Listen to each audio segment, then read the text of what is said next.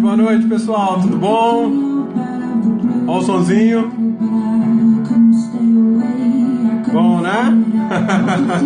Adele. Some Like You. Bom, né? Muito bom. Boa noite, pessoal, vamos chegando. Vamos curtir um pouquinho do som da Adele enquanto o pessoal vai chegando. Todos sejam bem-vindos.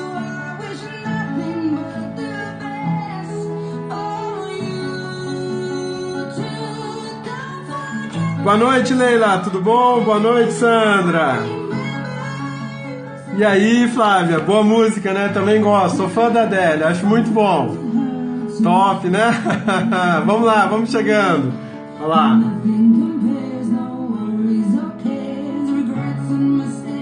Bom, né?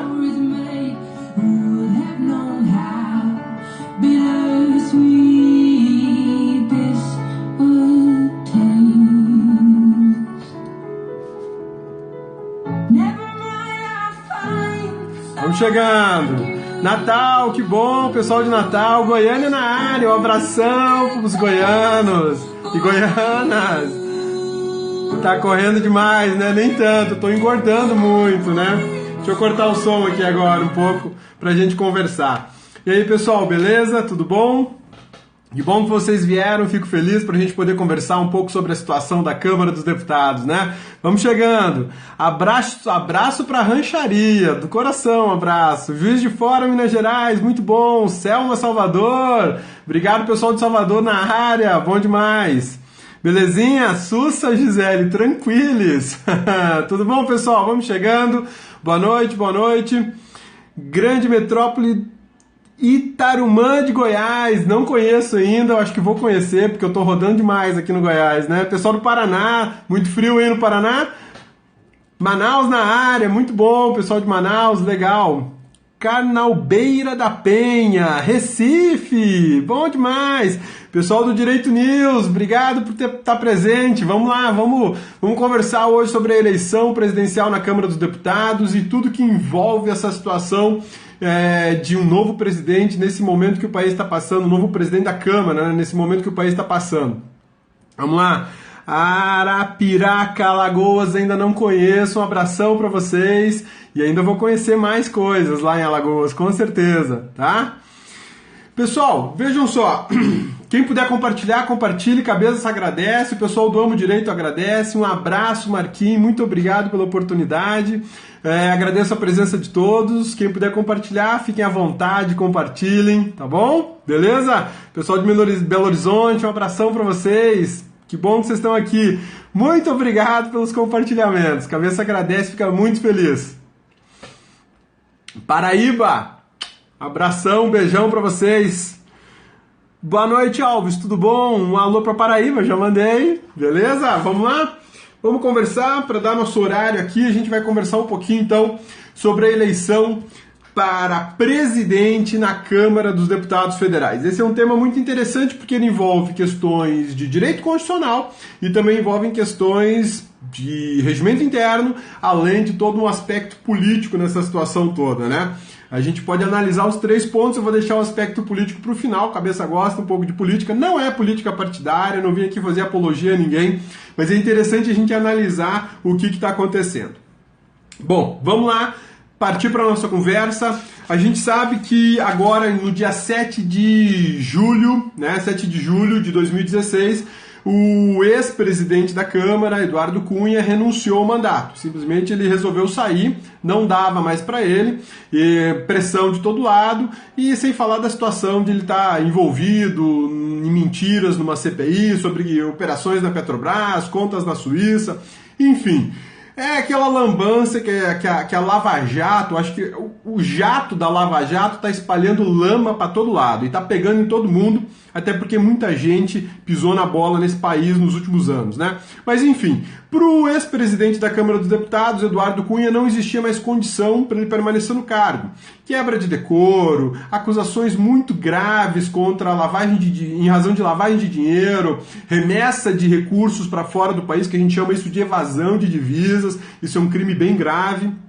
Então é uma situação juridicamente insustentável. Além disso, politicamente, ele foi uma das pessoas responsáveis pela articulação do processo de impeachment, quer queira, quer não queira, ele foi um papel central. Enfim, o cargo de presidente da Câmara é um cargo extremamente importante, seja para posição, seja para oposição. Quem está no poder precisa ter maioria na Câmara dos Deputados. E a figura do presidente da Câmara dos Deputados é extremamente importante. Então, por que essa eleição para a escolha de um novo presidente é tão importante para o país?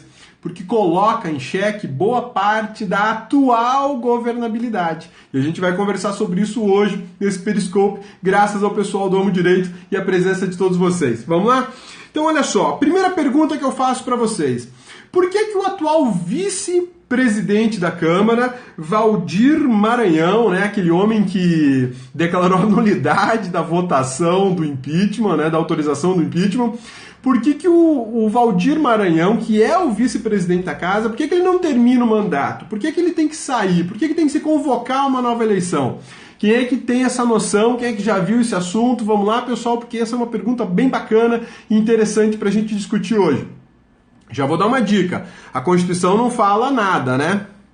A Constituição não fala nada. A Constituição não dá uma linha sobre essa situação da presidência da Câmara. Não, mas hoje não vai mais ficar perdido dúvida jurídica. Hoje acabou, não vai mais ter dúvida sobre essa situação. Vamos lá, então. No sistema do Executivo, vou fazer um raciocínio paralelo, né? Presidente e vice-presidente eleitos são independentes, regimento interno, Luiz, valeu, Luiz já matou a charada, tá lá no regimento interno, tem uma regra específica. Vamos fazer um raciocínio análogo aí nessa situação, um raciocínio paralelo, na verdade. No Executivo, você tem o presidente e o vice-presidente da República. Se o presidente da República faltar, quem assume? O vice-presidente. Se o presidente da República perder o cargo, quem toca o resto do mandato, via de regra, é o vice-presidente. Essa sistemática não é aplicada na Câmara dos Deputados. Interessante, né? Na Câmara dos Deputados, o regimento interno, lá no artigo 8º do regimento interno da Câmara dos Deputados, diz o seguinte, que se por alguma razão alguém da mesa diretora, inclui isso aí o presidente, faltar, e se essa falta ocorrer até o dia 30 de novembro do segundo ano de mandato, olha só, de mandato da mesa, tá? De diretoria de mesa. Não é o mandato de deputado, é o mandato da mesa ali, de presidente, vice-presidente e secretários.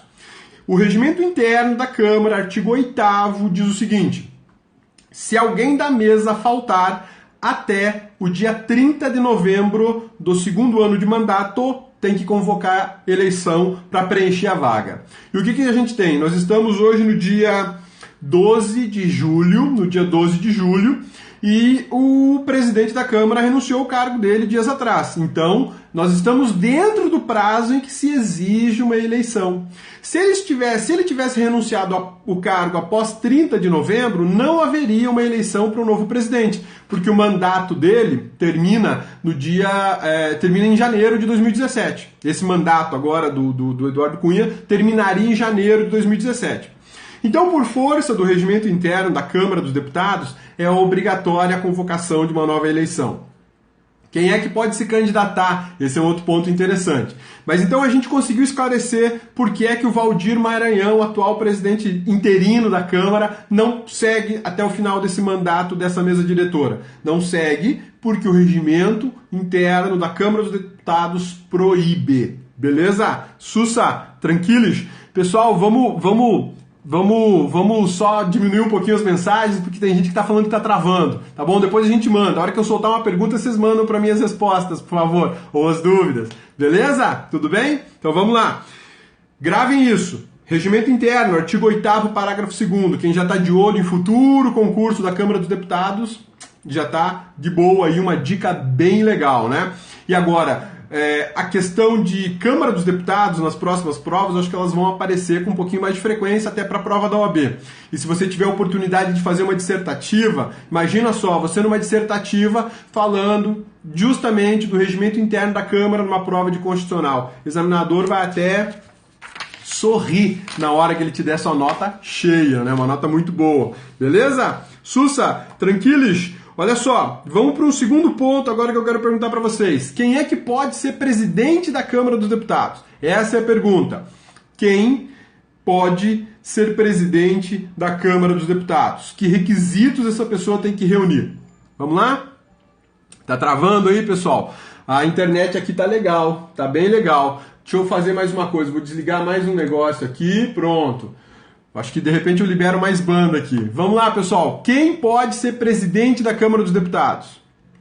Isso tem na CF? Tem sim. Quem pode ser presidente da Câmara dos Deputados está na Constituição Federal. Mas não está, de forma expressa, no texto reservado para a Câmara dos Deputados. Maior de 35 anos. É isso aí, Ali. Valeu. Esse é um dos requisitos. Obrigado, Del. Vamos lá. 35 anos. O presidente da Câmara tem que ter pelo menos 35 anos. E aí? Que mais? Tem mais requisitos nessa história toda que a gente tem que estar ligado. Por que tem que estar ligado? Porque esses requisitos eles não estão na parte do Legislativo que fala justamente da Câmara dos Deputados. Tá? Brasileiro nato, maravilha! Santiago, valeu, Santiago, é isso aí. Quem é que pode ser presidente da Câmara dos Deputados? Brasileiro nato que tenha no mínimo 35 anos. Brasileiro nato que tenha no mínimo 35 anos. Para ser deputado federal, eu não preciso ter 35 anos. Para ser deputado federal, eu não preciso ser brasileiro nato. Mas para assumir a presidência da Câmara dos Deputados, é indispensável ser brasileiro nato e possuir 35 anos. Por que é que eu afirmo isso com tanta tranquilidade? Porque o presidente da Câmara está na linha sucessória do presidente da República e só pode ser presidente da República, só pode assumir esse cargo, ainda que transitoriamente, aquele que for brasileiro nato e tiver no mínimo 35 anos. Belezinha? Exatamente, ordem de sucessão, tá afiadaço, né, Ali? Maravilha, show de bola. De onde é que a gente tira isso? Vou mostrar para vocês aqui, deixa eu ver se aparece. Olha lá. Artigo 16, Regimento Interno da Câmara dos Deputados exige que seja brasileiro nato. Expressamente exige. Artigo 16 da Câmara dos Deputados está lá exigindo expressamente que seja brasileiro nato. Depois a gente tem uma construção aqui, ó, do artigo 12 e do artigo 14 da Constituição, tudo combinado com o artigo 80 da Constituição. O que é isso? O artigo 12 vai falar dos cargos privativos de brasileiros natos. O artigo 14 vai falar das condições de elegibilidade e idade mínima para presidente da República, 35 anos. E o artigo 80 vai falar da linha sucessória. Então esses quatro, são quatro? 1, 2, 3, 4. Exatamente, 3 da Constituição e 1 do Regimento Interno. Esses 4 dispositivos, eles nos dão essa resposta. Para ser presidente da Câmara, necessariamente tem que ser brasileiro nato e com mais de 35 anos. Belezinha? Sussa, tranquilos, pessoal? Mas vejam só, o ex-presidente da Câmara dos Deputados, Eduardo Cunha, ao renunciar à presidência da Câmara dos Deputados, ele deixou de ser deputado federal? Essa é o segundo questionamento que eu trago para vocês para a gente poder discutir isso com um pouco mais de conteúdo de constitucional. Vamos lá. Pessoal, ao renunciar à presidência da Câmara, aí ó, Brook Souza já está mandando uma resposta muito boa. Ao renunciar à presidência da Câmara, ele deixa de ser deputado federal? Não, isso aí, pessoal, show de bola. Vocês estão afiados, hein? Muito bom. Não começou tem muito tempo não, Lene. Tem 15, 20 minutinhos, tá? Então, olha só. Ao renunciar à presidência da Câmara, ele ainda continua no exercício do mandato dele de deputado federal pelo Rio de Janeiro. Se não me engano, ele é deputado federal pelo Rio de Janeiro. ele só perderá o mandato nas hipóteses previstas na Constituição. Olha só. Infração do artigo 54 da Constituição da República. Se ele praticar qualquer uma daquelas situações que são vedadas aos parlamentares da Câmara dos Deputados, ele pode perder o mandato. Quebra do decoro parlamentar, que é o que está rolando. Inclusive hoje ele foi se defender de uma acusação de quebra de decoro parlamentar, porque a batata dele está assando, né? Exatamente. Hoje o Eduardo Cunha estava na Câmara dos Deputados tentando se defender das acusações de quebra de decoro parlamentar. Afinal de contas, segundo os processos que ele está envolvido, e um processo específico que é o da CPI da Petrobras, ele teria omitido e mentido sobre contas na Suíça. E aí pegaram isso de mote, de gancho, para triturar ele lá dentro. Se ele for um deputado faltoso, faltar mais de 1/3 das sessões, ele também pode perder o mandato. Enfim, são dispositivos constitucionais que determinam quanto um deputado federal pode perder o seu mandato. Ainda tem a hipótese de renúncia voluntária. Ele pode abrir mão do cargo dele de deputado federal no momento que ele bem entender. Mas por que ele não vai fazer isso agora? Porque é extremamente interessante para ele que ele permaneça como deputado federal, tendo em vista a imunidade parlamentar, prerrogativa de foro e todo o trâmite que ele tem na Câmara dos Deputados, né? Então vejam só, hoje ele apenas deixou de ser presidente da Câmara dos Deputados. Só isso, belezinha? Tranquilos? Ele continua sendo deputado federal. Cabeça, e para ele perder esse mandato de deputado federal falta muito? Tá no meio do caminho. Tá no meio do caminho. Por que tá no meio do caminho? Porque ele está respondendo a um processo administrativo dentro da Câmara dos Deputados e tudo indica que ele será cassado. Tudo indica que será cassado o mandato dele por quebra de decoro parlamentar, enfim, por uma avalanche de acusações que existem contra ele. Por que será que ele renunciou, né? Isso já não é uma questão de constitucional, mas ela é muito interessante essa pergunta. Por que, afinal das contas, que um parlamentar, um articulador tão frio, calculista, estrategista, renunciou? Essa é uma dúvida que eu carrego comigo e eu ainda não tenho a resposta. Eu acredito que a pressão política em cima dele é muito grande e que provavelmente já foi feita uma barganha, uma negociação para que ele saísse do cargo para de alguma maneira aliviar a barra dele. Por exemplo, você sai da presidência da Câmara, mas fica como deputado federal. Eu não duvido que um acordo desse tenha sido feito. Ele pode renunciar ao cargo de deputado federal? Pode. Teria vantagens nisso? Eu penso que não. Porque a imunidade parlamentar dele vai para o espaço, a prerrogativa de foro dele vai para o espaço. Não que ser julgado por crime no Supremo Tribunal Federal seja bom, mas é diferente de ser julgado por crime pelo Sérgio Moro. Muito diferente, com certeza. Né? Todo mundo que cair na mão do Sérgio Moro vai encontrar um processo que está assim numa dinâmica. Na rotação, a rotação do motor dele está lá em 8.000 RPM, né? Enquanto que lá no Supremo o caminhar é diferente, a marcha processual no Supremo é bem diferente, né? Então, ele pode renunciar sim, a hora que ele bem entender, tá? Mas ele pode ser cassado, a não ser que ele controle o sucessor. Esse é um outro ponto interessante, olha só, a questão de ser cassado e ter sucessor, como é que fica isso? Vejam só, saindo da presidência da Câmara, ele deixa de ser presidente da Câmara dos Deputados, mas continua sendo deputado federal. Talvez o acordo tenha sido esse, ele permanece como deputado e continua interferindo. E hoje, na verdade amanhã, o presidente da República interino, Michel Temer, vai passar por uma das provas políticas e de força, de poder que ele está nesse momento exercendo, das maiores e mais importantes até o momento. Por quê? Eduardo Cunha, PMDB. Mais sujo do que pau de galinheiro, segundo o que todo mundo fala, mídias de toda hora. Beleza? Michel Temer, PMDB. Algumas implicações contra ele, mas até então é boataria, alguns dizem que é real, que não é, vamos ter que esperar um pouco o andar dos processos. Renan Calheiros, Senado, PMDB. Um presidente da República, para ele governar, ele precisa ter a maioria, tanto no Senado como na Câmara. E quem é que conduz esses trabalhos todos? Presidente do Senado no Senado, presidente da Câmara na Câmara. Então vejam só, amanhã vão escolher um novo presidente da Câmara. E a base de apoio do atual presidente da República, do presidente interino Michel Temer, rachou. Exatamente, rachou. Por que rachou? Porque não houve um acerto entre esse povo. Um dos principais candidatos, que é o Rogério Rosso,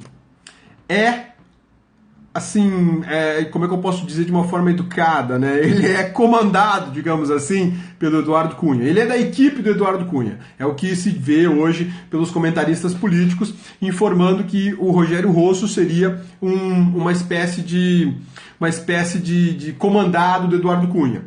PMDB. Complicado para o presidente da República apoiar a equipe do Eduardo Cunha. E do outro lado, um PMDB aparece Marcelo Castro, ex-ministro da Saúde da presidente Dilma Rousseff. E ele é PMDB. Então, o que acontece nesse momento? Nesse momento a gente tem uma situação em que o presidente do Supremo, o presidente da República, terá que decidir se ele apoia um ou se apoia outro. Se ele apoiar um ou outro, ele vai se queimar do mesmo jeito. Beleza? Então por isso que eu acho que amanhã vai ser um dia extremamente importante e delicadíssimo para o país, porque vão definir quem é que vai comandar a Câmara dos Deputados, justamente para poder dar uma certa garantia de maioria para o presidente da República conduzir. Aí vem a importância política e jurídica da eleição de amanhã. E isso vai ser um problema para o Brasil se a gente, de repente, colocar uma pessoa inábil lá, né? Se os deputados, os parlamentares colocarem uma pessoa inábil por lá, né? Vejam só, tem mais algumas coisas interessantes que a gente precisa ver aqui. O presidente da República pode interferir nisso? De forma alguma. Se ele interferir, ele pode estar praticando crime de responsabilidade administrativa, né? Segundo a Constituição, mas a gente bem sabe que a interferência existe, né? A gente bem sabe que existe. Beleza? Sussa, esses eram os pontos principais que eu queria trazer para vocês, para a gente poder analisar a situação da Câmara e da presidência. Só deputado federal pode candidatar à presidência da Câmara? Sim, só deputado federal pode ser candidato à presidência da Câmara dos Deputados. Mas só deputados federais brasileiros natos e com no mínimo 35 anos. Alves, tem muita dificuldade em constitucional, Alves? Pois é, o cabeça gosta de falar assim, simples, para que as pessoas consigam captar a ideia e ter informações do direito constitucional de forma precisa e pontual. Beleza? Sussa, tranquilos? Então, olha só, amanhã é um dia que todo mundo tem que ficar de olho, né? Nesse exame 20 da ordem, o que tem o exame 20 da ordem? Caiu alguma coisa sobre a Câmara? Eu não acompanhei.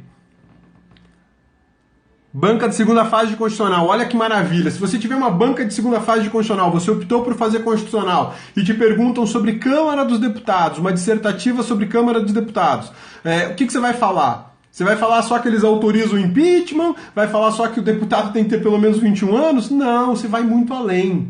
Você tem que dizer que a Câmara dos Deputados é o representante do povo, enquanto o Senado é representante dos Estados-membros. Você tem que falar que o deputado federal tem que ter pelo menos 21 anos, mas para ser presidente da Câmara ele precisa ser brasileiro nato, conforme o regimento interno, precisa ter 35 anos, conforme a Constituição da República, artigos 12, 14 e 80, que autoriza também o impeachment. Enfim, isso é preencher, não é encher linguiça, né? Isso é preencher a tua resposta com informações técnicas e objetivas. É fundamental para a tua nota subir.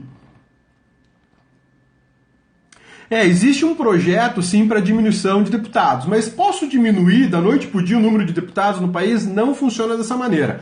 Existe uma lei complementar, que é a Lei Complementar 78, salvo engano, ela estabelece a fórmula para encontrar o número de deputados por unidade federada, e a gente tem na Constituição o número de 4 deputados federais por território. Esse é um número fixo, tá? Beleza? Sussa, tranquilos, pessoal?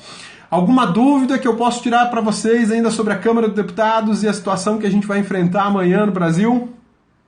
Obrigado, Simone. Obrigado. Gostei. Fico feliz de saber que as explicações estão fluindo, que é legal.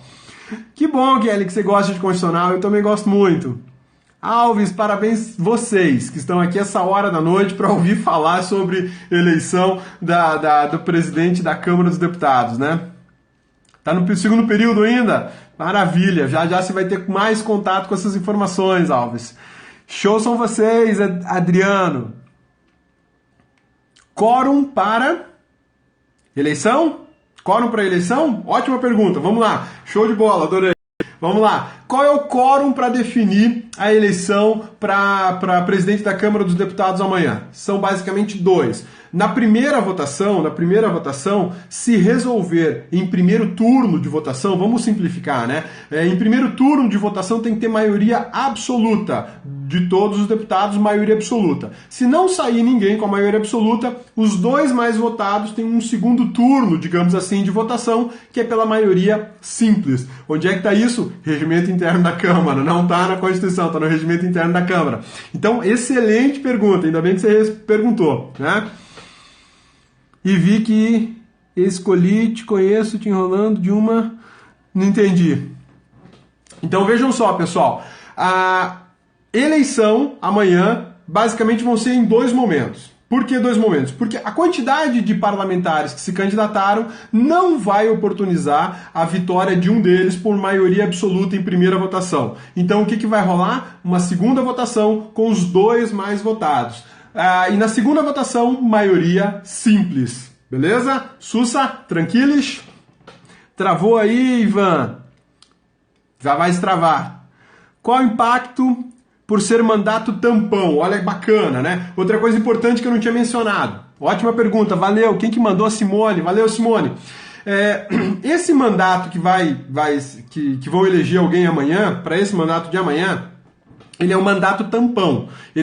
O presidente da Câmara que assumir a partir da eleição de amanhã, ele só vai até janeiro de 2017, cumprindo o final do mandato do ex-presidente da Câmara, Eduardo Cunha. E qual que é o impacto disso hoje no Brasil ter um mandato tampão? O impacto primeira coisa, nós estamos num momento de instabilidade política. Segunda coisa, nós teremos um mandato de prazo muito curto para que um presidente, por exemplo, inábil, digamos assim, consiga dar seguimento a algumas medidas jurídicas e políticas que o Brasil precisa. E para em 2017 a gente ter que ter uma renovação de presidência da Câmara. Isso não é bom, isso não é legal do ponto de vista político, né? Se a base do governo ganhar, possivelmente vai ser o efeito negativo vai ser menor. Mas se a base do governo não ganhar, talvez não, é quase que certo que o presidente interino vai ter muitos problemas até chegar em janeiro de 2017, caso o impeachment da Dilma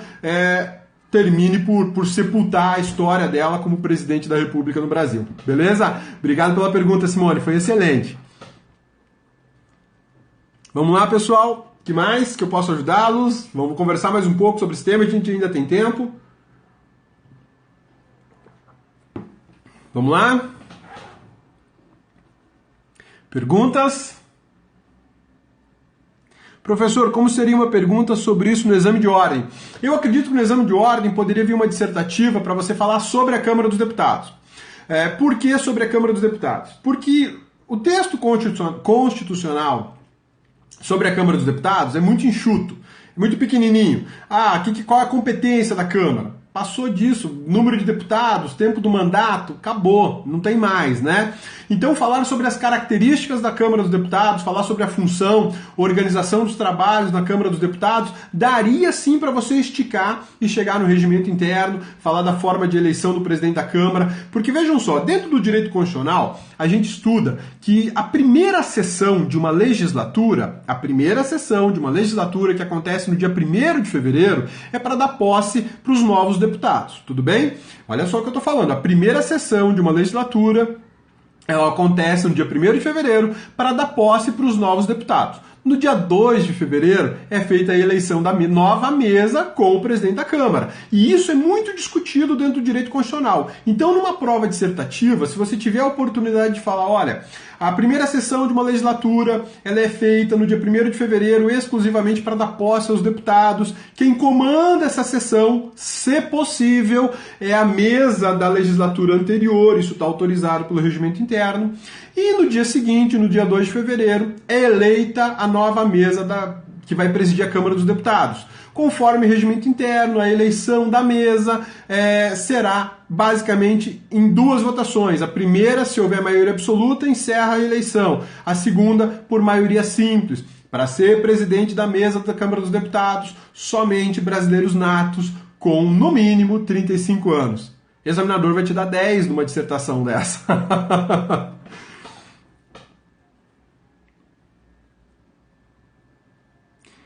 Uma mulher seja presidente da Câmara, a Erundina é candidata, ela pode ser sim presidente da Câmara, ela se candidatou, ela vai disputar votos amanhã. Quem lembrou das mulheres, obrigado por ter feito essa lembrança. A Erundina, que foi prefeita de São Paulo há uns 25 anos atrás, da capital, né, prefeita da capital de São Paulo, vai se candidatar amanhã à presidência da Câmara dos Deputados pelo PSOL, salvo engano é PSOL o partido dela, tá? Beleza? Que mais, pessoal? Vamos lá.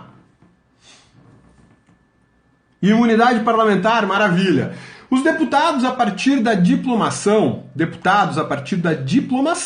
bem o que eu estou falando, não é a partir da posse, no cargo de deputado. A posse vai acontecer no dia 1º de fevereiro, a diplomação acontece meses antes. A partir da diplomação, eles já possuem prerrogativa de foro e imunidade parlamentar.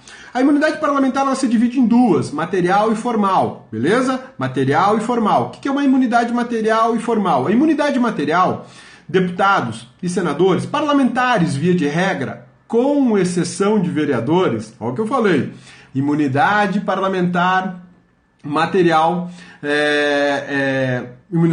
imunidade parlamentar material, senadores, deputados e também vereadores, tá? Eles não respondem por palavras, opiniões e votos, beleza? Sussa! A imunidade formal, que diz respeito à prisão, à impossibilidade de prisão, salvo em flagrante de crime inafiançável, não se aplica apenas aos vereadores, mas se aplicam a todos os deputados e também aos senadores.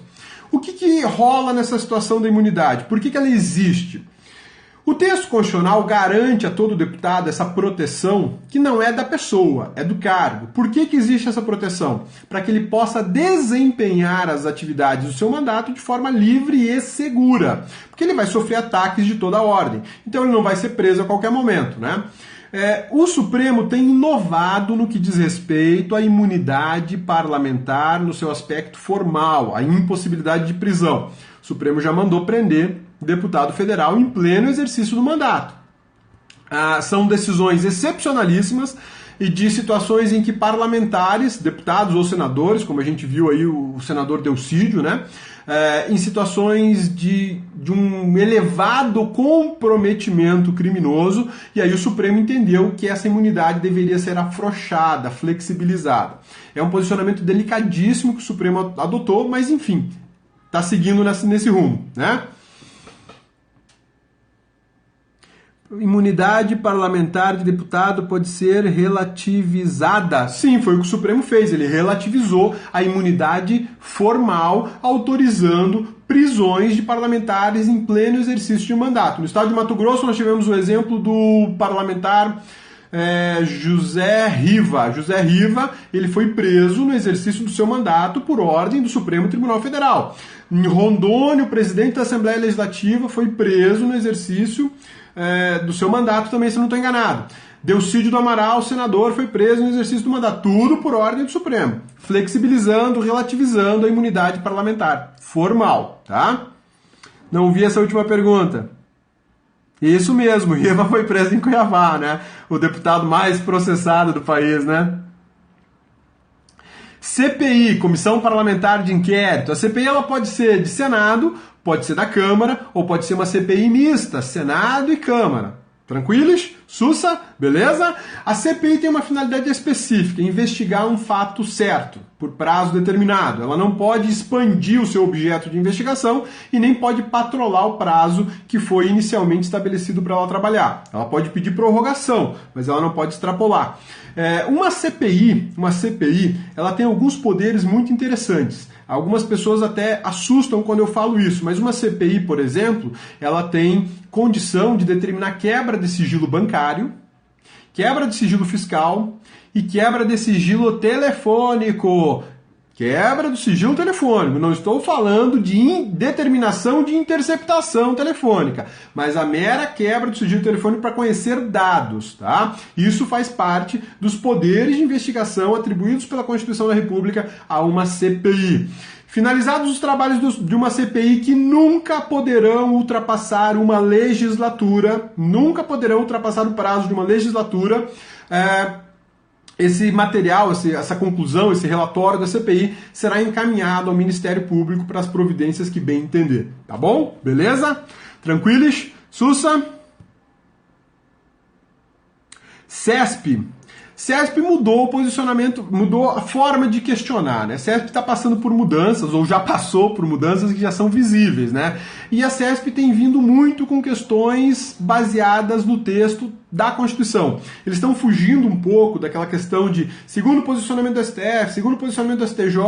Hoje seria uma questão de múltipla escolha do CESP, seria bem mais tranquilo, seria só o texto da Constituição. Agora, numa dissertativa do CESP, eles estabelecem item por item daquilo que você deve responder, né? Então, se você tiver a oportunidade de demonstrar conhecimento de forma objetiva, é fundamental para um bom desempenho numa prova dissertativa, porque o CESP tem isso, ele dá pontuação pelo português, pelo texto, pela estrutura do texto, e se você acertar ou mencionar, basta mencionar os itens que ele queria ver na resposta, ele já está te pontuando, tá?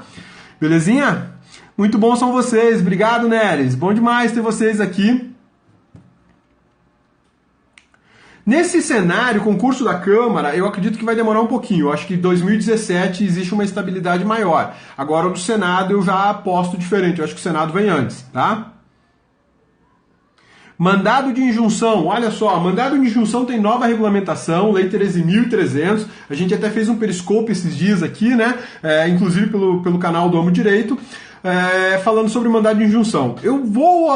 Hoje eu posso manusear um mandado de injunção quando, por exemplo, a Câmara dos Deputados e o Senado não regulamentarem um determinado dispositivo constitucional referente à cidadania, referente a algum direito fundamental que eu não consigo exercer. Então hoje nós temos regulamentação, Lei 13.300, essa lei adotou a teoria concretista, acabou a discussão se a teoria é concretista ou não concretista, isso foi por água abaixo, teoria concretista prevista na legislação, e a legislação do mandado de injunção teve uma inovação muito bacana.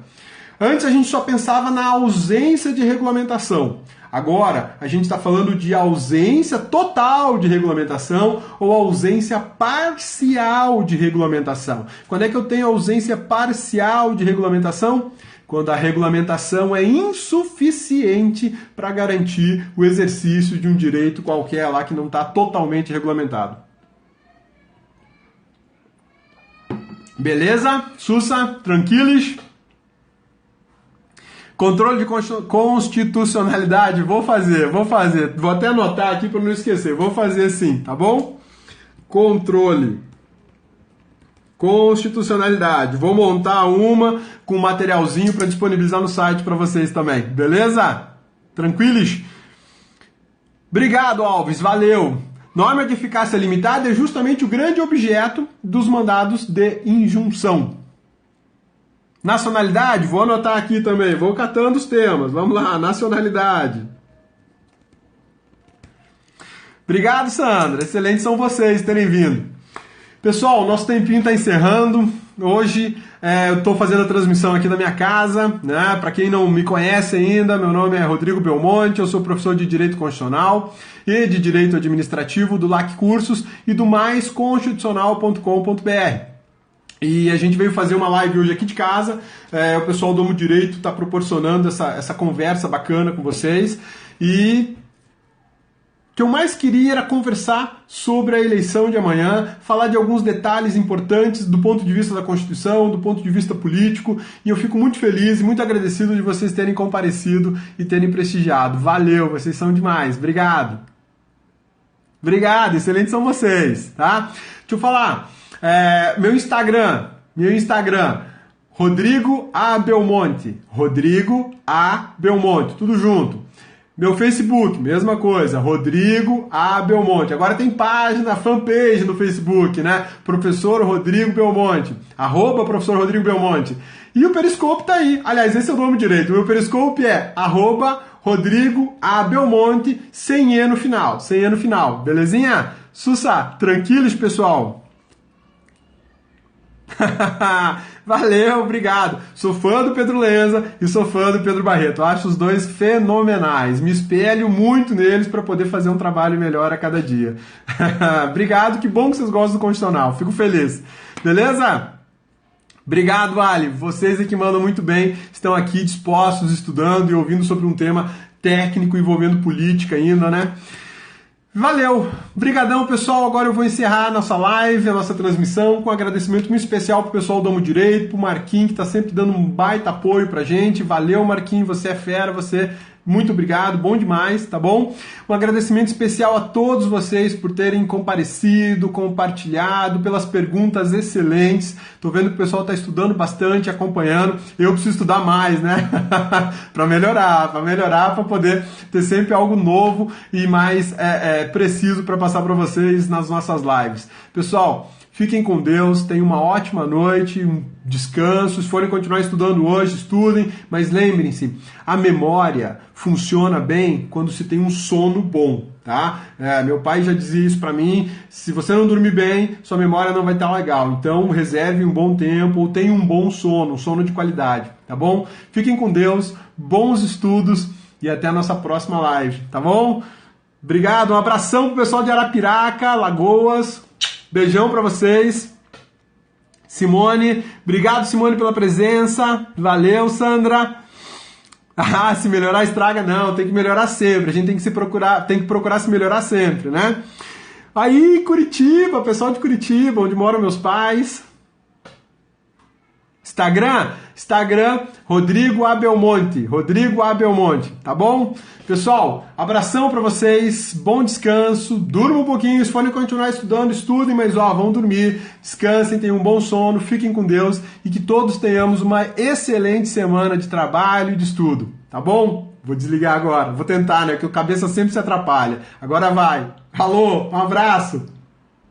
Aí, pronto, olha a dificuldade, não sabe apertar o botão. Não quer desligar.